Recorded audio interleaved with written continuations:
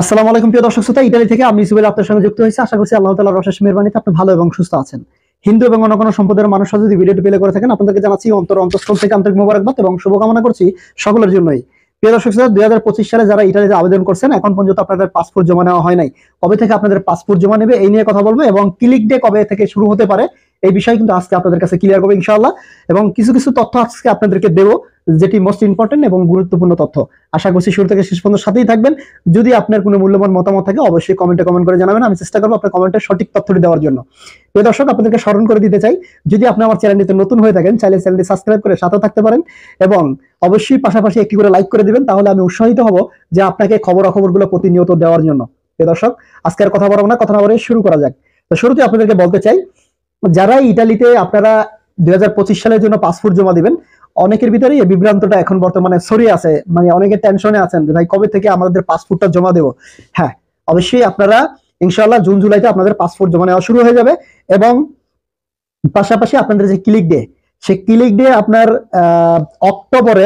অক্টোবরে ইনশাআল্লাহ আপনাদের ক্লিক ডে হবে। তবে হ্যাঁ, কারণবশত যদি চেঞ্জ না হয়, কেননা দেখা যায় অনেক সময় সিক্রেশন বুঝে কিন্তু আপনাদেরকে কি দিবে, মানে ক্লিক ডে দিবে। তো সেই ক্ষেত্রে এই দেশের কথা তো বলা যায় না, কারণবশত চেঞ্জ হয়ে যেতে পারে। হ্যাঁ, হয়তো এক সপ্তাহ 2 সপ্তাহ আগে পিছিয়ে হয়ে যেতে পারে, নাহলে 1 মাস আগে পিছিয়ে হয়ে যেতে পারে, এছাড়া আর কিছুই না।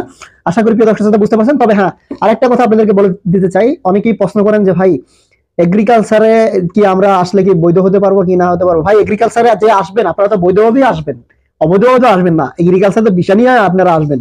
এখন আমরা কি করি, আসার পরে আমরা সেই মালিকের কাছে যাই না, কিংবা আমরা মালিক খুঁজে পাই না।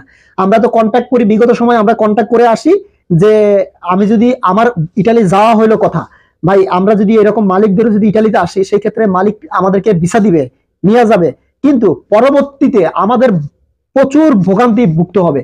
এখন কিরকম, যেরকমটা বিগত সময় এরকম মালিক ধরে ইটালিতে আসতো, আসার পরে তারা মালিকের কাছে যাইতো না, আর মালিকের তো লোক দরকার ছিল না, কারণ একটা দোকান আছে, ফর এক্সাম্পল একটা দোকান আছে, সেই দোকানের মাধ্যমে ক্ষেত্রে আপনাকে নলস্তা দিয়ে দিত, ওয়ার্ক পারমিট দিয়ে দিত, কিন্তু সে মালিকের ওখানে লাগতো না।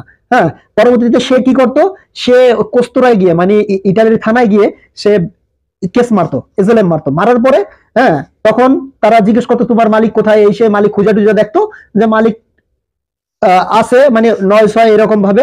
তো এই সমস্ত কারণে আজ আমাদের দেশের এই অবস্থা, বেশিরভাগ মানুষকে বর্তমানে রিজেক্ট করে দিচ্ছে। হ্যাঁ, এই জন্য কিছু কিছু শহরে বর্তমানে এগ্রিকালচারের কোনো লোক মানে এতটা পরিমাণে তাদের উপরে প্রেশার দিতেছে, কন্ট্রোল চলতেছে, এটা আসলে অতিরিক্ত, মানে বলার বাহিরে। তো প্রিয় দর্শক, আশা করি সবার মনেরই আশা পূরণ হোক, কেননা প্রত্যেকেই আশা করে ইটালিতে আসার জন্য, ইউরোপে আসার জন্য। প্রত্যেকের মনের আশা যাতে পূরণ করে আল্লাহ পাক রব্বুল আলামিন, এই কামনাই করি। প্রিয় দর্শক, আশা করি বুঝতে পারছেন। তারপরে যদি আপনাদের কোনো মূল্যবান মতামত থাকে অবশ্যই কমেন্ট করে জানাবেন, আমি চেষ্টা করবো কমেন্টে সঠিক তথ্যটি দেওয়ার জন্য। আর প্রিয় দর্শক, আমি মুসলিম হিসাবে আপনাদেরকে স্মরণ করে দিতে চাই, যদি আপনি ইসলাম ধর্মের হয়ে থাকেন তাহলে প্রতিদিন 5 ওয়াক্ত নামাজ আদায় করার চেষ্টা করবেন এবং প্রতিদিন একটি করে ভালো কাজ করবেন। আজকের মতো এখানে বিদায় নিচ্ছি, ভালো থাকবেন, সুস্থ থাকবেন, দেখা হবে পরবর্তী ভিডিওতে নতুন কিছু নিয়ে। আসসালামু আলাইকুম রহমতুল্লাহি তাআলা ওয়া বারাকাতুহু।